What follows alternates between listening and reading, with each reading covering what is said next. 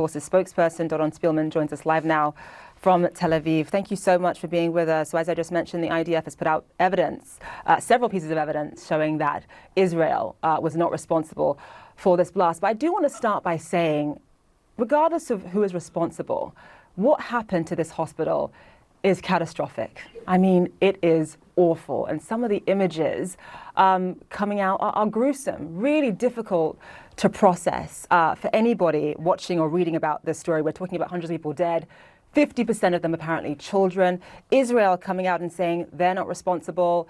The IDF has put forward, as I mentioned, several pieces of evidence as well. Joe Biden saying that he agrees with the Israeli assessment. But as you well know, there are always going to be skeptics. There are always going to be people who, regardless of what the IDF says, people who believe that Israel was responsible. Obviously, public perception is important here. Given some of the images that are coming out of Gaza, both yesterday and before yesterday, do you feel that perhaps you are losing the war of public opinion, of public perception? And how does that change Israel's strategy going forward?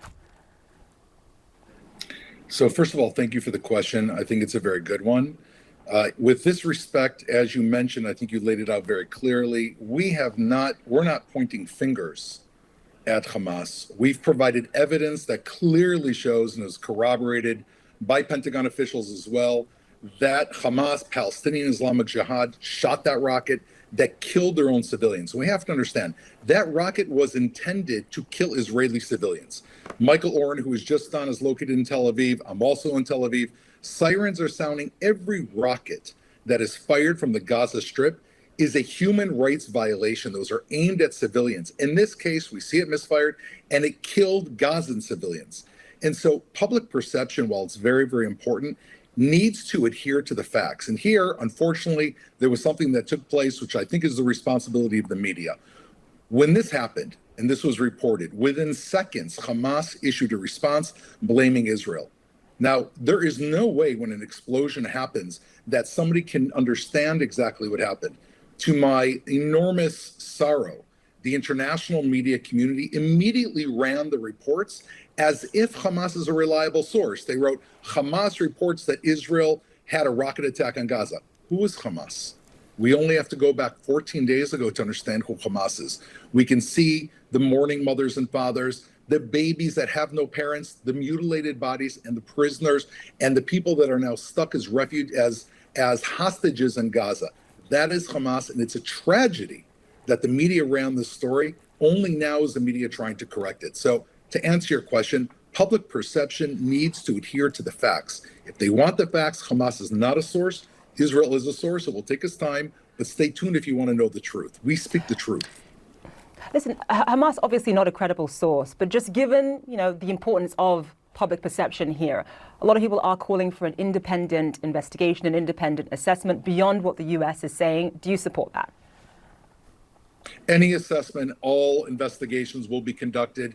We'll find out at the end of the day exactly what we're saying now. We know the trajectory of the rockets. We see that they were fired by Islamic Jihad. We have 2 Hamas terrorists that are actually speaking about this. We know there was no Israeli activity in the area. And what do we see? If this was Israel, which it is not, we would take responsibility. We know that Hamas, that have no moral problem whatsoever in slaughtering innocent Israeli civilians, have no moral problem in lying to the world. And this is right off their playbook. It's an ISIS playbook. You massacre innocent civilians, flee back into Gaza, go underground, wait for Israel to attack.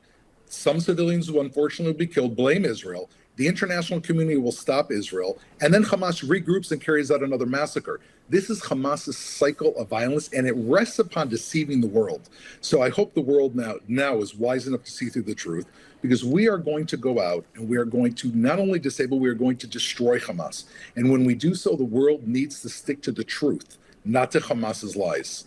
So let me pick up on that and move this conversation forward in terms of your continued fight against Hamas, because you've laid out your evidence. We have the United States basically corroborating that, with the president saying he's had his own independent assessment provided to him by the Defense Department showing that it was not Israel that launched the attack against the hospital. Moving forward now, we are 11 days after that horrible, horrific attack, massacre of innocent Israelis, and there had been a lot of speculation as to why you have not seen a massive invasion by the Israelis into Gaza yet, after you had amassed some 350,000 reservists.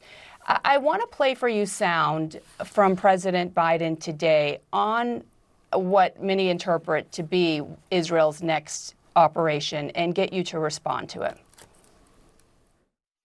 After 9/11, we were enraged in the United States. While we sought justice and got justice, we also made mistakes. How do you interpret that in terms of what we heard from the president based on mistakes he said the U.S. made out of rightful anger and rage after 9/11? And he reportedly had some very tough conversations with Prime Minister Netanyahu on this topic as well today. First of all, I want to take this opportunity not only to thank President Biden, but to thank the American people. Only America knows how to stand shoulder to shoulder with Israel. We share the same moral victory, the same moral essence that makes up our two countries. And I think what President Biden was pointing to is something very, very real. We are enormously pained. We're a very small country. As he mentioned, this is like 19 or 20 9/11s for Israel. We feel the pain. And I think what President Biden is saying, we shouldn't go out in terms of rage. And I don't believe that's what Israel's doing. Israel is going out and approaching this not in a state of rage. Israel's approaching this in a state of what it's going to take to protect our civilians. We have no qualms whatsoever with the Gazan civilian population.